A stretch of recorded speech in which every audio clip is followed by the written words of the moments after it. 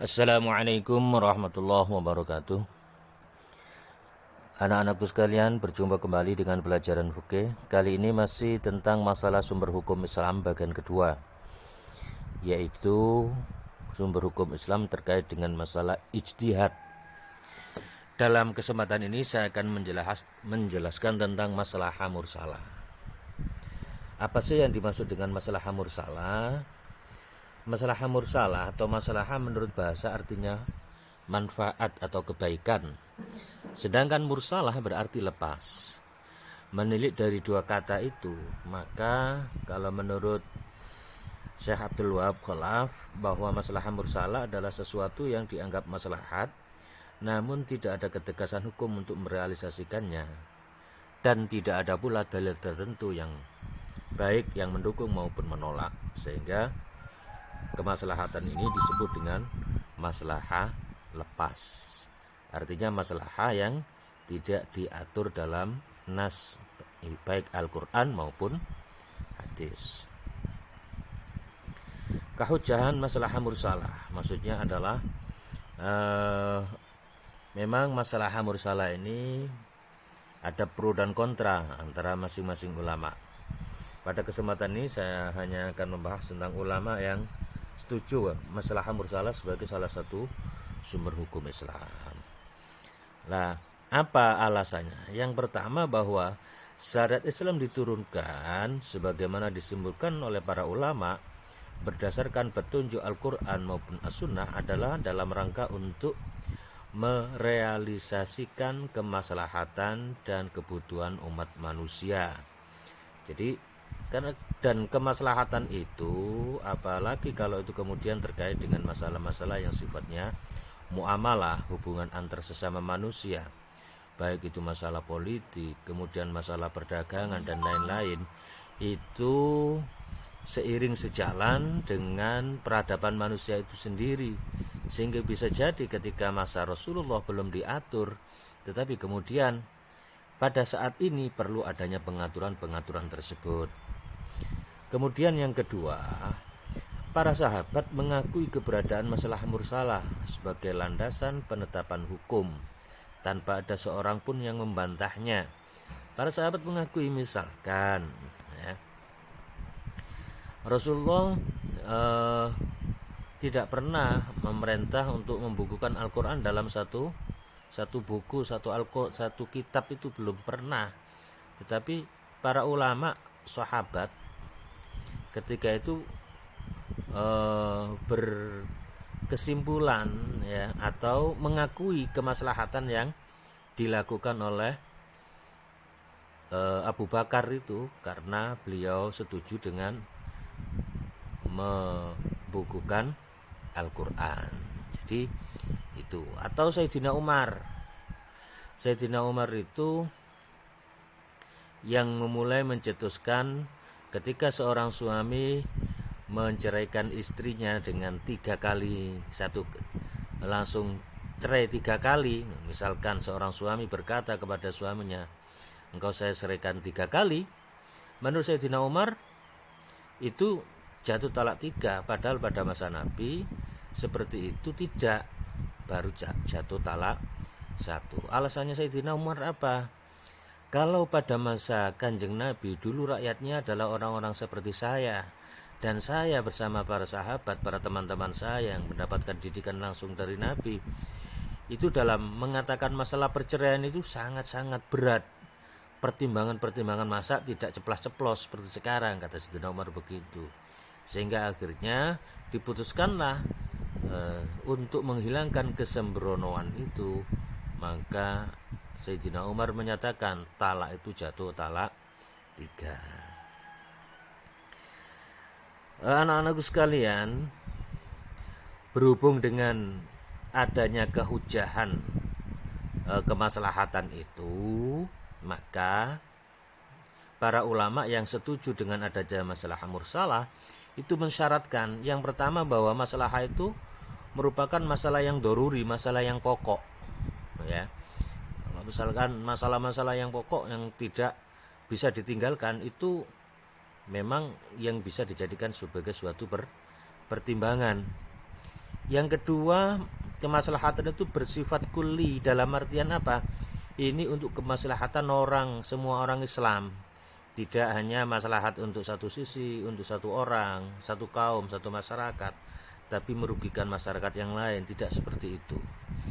Ini bila kemaslahatan itu terkait dengan masalah yang sifatnya hukum gitu ya, hukum yang baru sama sekali, dan itu terkait dengan masalah ibadah, masalah yang lain ya. Kemudian maslahat tersebut harus qot'i atau mendekati qot'i, seperti yang dikemukakan oleh Sayyidina Umar tadi.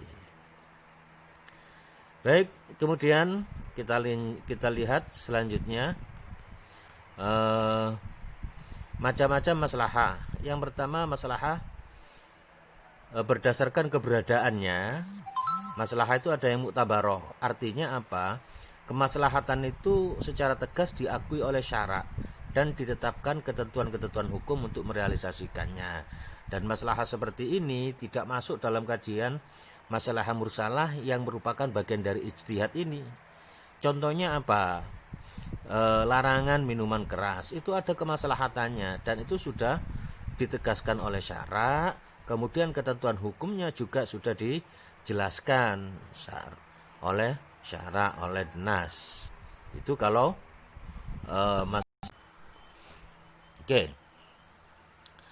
Yang kedua adalah maslahah mulghah, yaitu maslahah yang tidak diakui oleh syara melalui nas secara langsung. Misalnya apa? Kayak pembagian harta warisan secara merata antara laki-laki dan perempuan. Itu tidak diakui dalam syara. Yang diakui dalam syara adalah pembagian harta warisan itu lidzakari mithlu hadzil untsayain, bahwa bagian orang laki-laki 2 kali lipat bagian orang perempuan.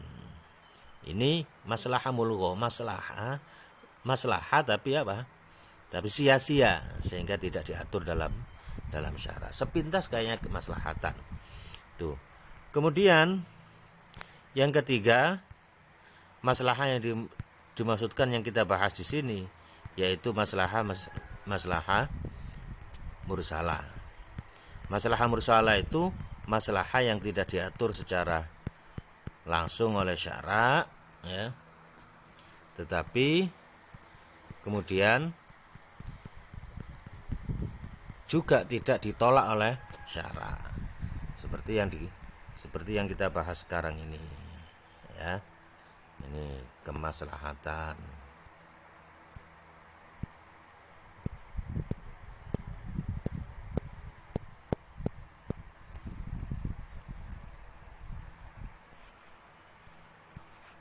Ya Allah.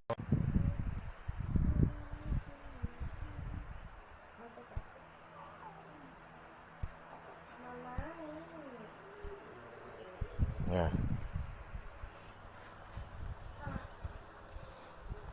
Masalah-masalah semacam ini atau masalah mursalah ini terdapat dalam masalah muamalah ya, dan menggunakan analog. Seperti misalnya kayak berpakaian seragam, itu kemaslahatannya bagus nampak dan tidak diatur dalam Al-Quran, tapi juga tidak ditolak sekolah harus pakai seragam. Selanjutnya macam-macam maslahah ditinjau dari segi kualitas dan kepentingan maslahah. Maslahah itu ada yang bersifat daruri, kebutuhan pokok. Ini terkait dengan maqasidus syar', yaitu dalam rangka memelihara agama, memelihara jiwa, memelihara keturunan, memelihara harta, kemudian juga memelihara nama baik ya. Nah, ini maka terkait dengan 5 hal pokok yang dilindungi dalam ajaran Islam. Itu maslahah. Bila terkait dengan 5 hal itu, maka masalahnya adalah maslahah daruri. Oke. Kemudian masalah haji. Masalah haji atau hajiyah yaitu maslahah yang merupakan segala sesuatu yang dihajatkan oleh manusia untuk menghilangkan kesulitan dan menolak segala halangan. Memang kebutuhan seperti pakaian untuk menghindari rasa dingin, ya. Kemudian juga seperti alat transportasi untuk menyampaikan seseorang kepada tujuannya. Itu kebutuhan sekunder. Maslahat tahsiniyah, kebutuhan yang sifatnya itu untuk kebaikan, untuk apa istilahnya, perhiasan, misalkan ya, HP itu tujuan utamanya, kepentingannya adalah untuk alat komunikasi, ya, bisa ber-WA misalkan. Itu kebutuhan hadiahnya. Lah, kebutuhan taksinianya seperti speknya minta lebih bagus lagi, modelnya, ya. Jadi keinginan, sudah mengacu pada keinginan kalau taksiniyah. Kalau hadiah itu kebutuhan. Pokoknya duwe HP kena dinggo WA-an itu namanya hadiah. Tapi kalau duwe HP kepingin kena speknya gede, kepingin dinggo game-gamean dan lain-lain, itu sudah tahsiniyah. Pakaian itu supaya menutup aurat itu namanya hadiah. Tapi kalau sudah model pakaian namanya maslahat tahsiniyah. Oke. Berdasarkan kualitas. Selanjutnya, kemaslahatan berdasarkan segi perubahan maslahah. Yang pertama, kemaslahatan bersifat tetap atau maslahah sabitah, tidak berubah sampai akhir zaman. Ini seperti, ya, kayak pakaian itu sepanjang zaman itu diperlukan manusia untuk menjaga kesehatannya. Ya, kemudian maslahah mustaqarriyah, yaitu kemaslahatan yang berubah-ubah sesuai perubahan tempat, waktu, dan subjek hukum kemaslahatan. Artinya kemaslahatan yang sifatnya sementara. Bisa saja, ya, kalau dulu sebelum adanya HP ada pager, radio panggil. Itu kemaslahatan ketika itu ya sudah luar biasa, kemudian baru ditemukan HP. Kalau dulu telepon, ya, telepon kabel yang di rumah itu ketika itu sudah mencapai kemaslahatan. Tapi sekarang hampir jarang orang mempunyai telepon kabel itu. Yang banyak sekarang ya telepon genggam.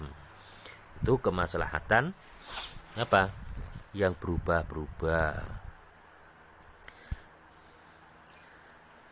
Oke. Jadi itu yang bisa saya sampaikan, mudah-mudahan bermanfaat. Akhirul kalam, wallahu muwaffiq ila aqwamit thoriq. Wassalamualaikum warahmatullahi wabarakatuh.